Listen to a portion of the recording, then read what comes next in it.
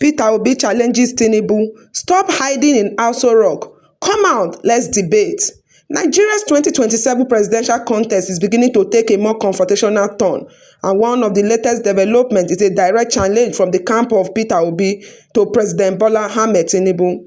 Peter Obi, the presidential candidate of the Nigeria Democratic Congress, has challenged President Tinubu to come out and engage Nigerians directly about its administration, its policies, its achievement, and what he intends to do if he gets another term in office. The challenge was contained in a statement issued by Peter Obi's media reach and signed by its spokesperson, Idris Zekeri. The statement accused the president of relying too heavily on ministers, governors, party officials, media aides, and other political allies to communicate with Nigerians, and the language used by the Obi camp was unusually sharp. The message was essentially this: stop hiding in Aso Rock and face Nigerian people. But beyond the political rhetoric, there is a serious democratic question here. Should Nigerians be hearing directly from the people asking for their votes? The question becomes even more important as the country moves toward the 2027 presidential election. The Obi camp wants President Tinubu to explain his record since taking office in 2023. That means answering questions about the economy, the cost of living, unemployment, insecurity, and the impact of the administration's economic reforms. It also means explaining what the president believes his government has achieved and perhaps most importantly, what he would do differently if Nigerians give him another 4 years. This is where the debate becomes bigger than Peter Obi versus Bola Tinubu. It is about accountability. A presidential election should not only simply be a contest of slogans, posters, and political rallies.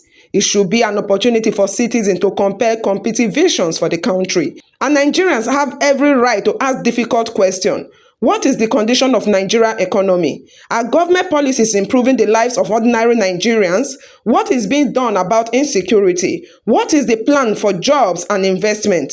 And what should Nigerians expect if the incumbent government gets another term?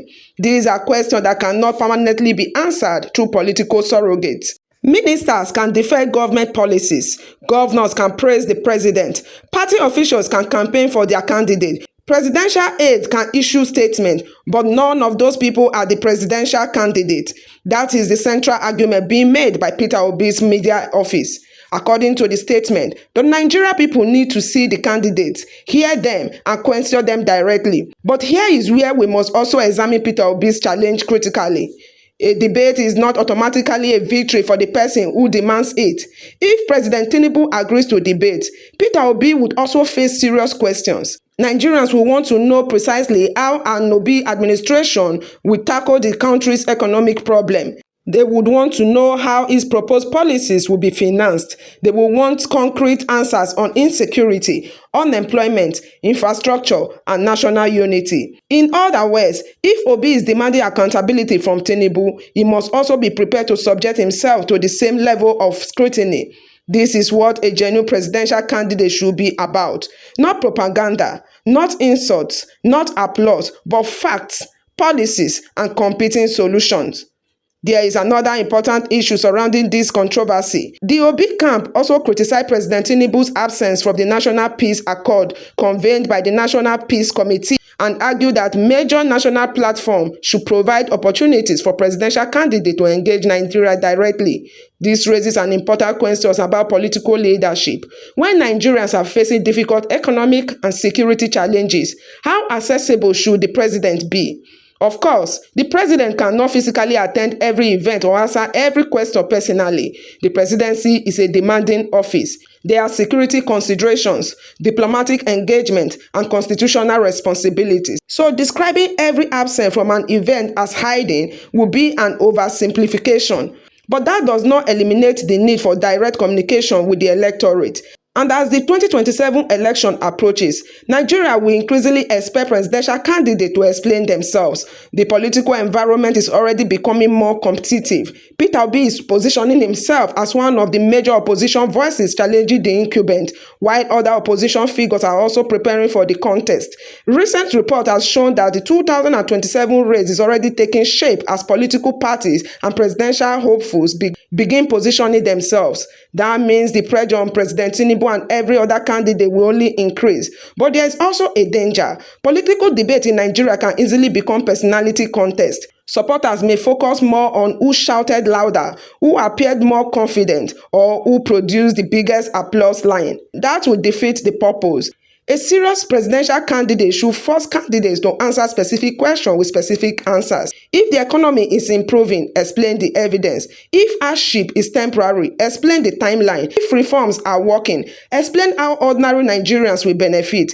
If insecurity is being defeated, show the measurable progress. And if there are failures, acknowledge them and explain what will be done differently. That is the kind of political conversation Nigerians need. So, Peter Obi's challenge should not simply be interpreted as another opposition attack on the president. It should be seen as an opportunity to demand a higher standard from everyone seeking the presidency. President Tinubu should be prepared to defend his record.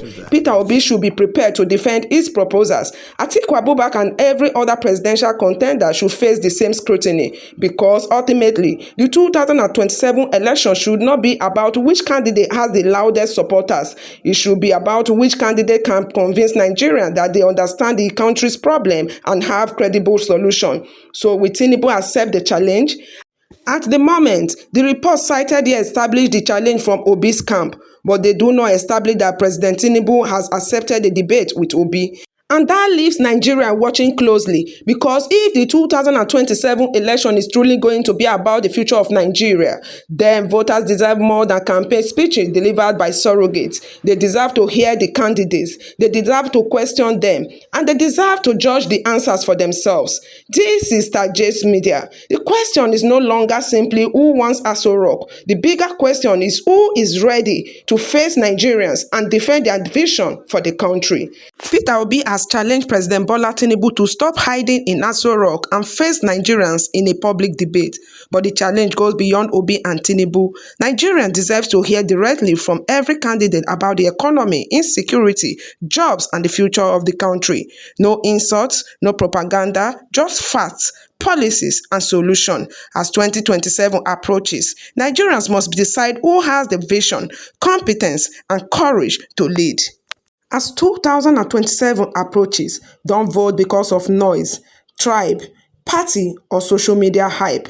Listen, question, and verify.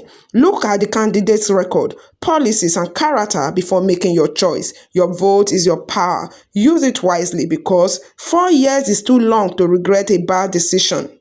Thank you for watching Starjays Media. Do well to subscribe for free. Like, comment, share for more news analysis.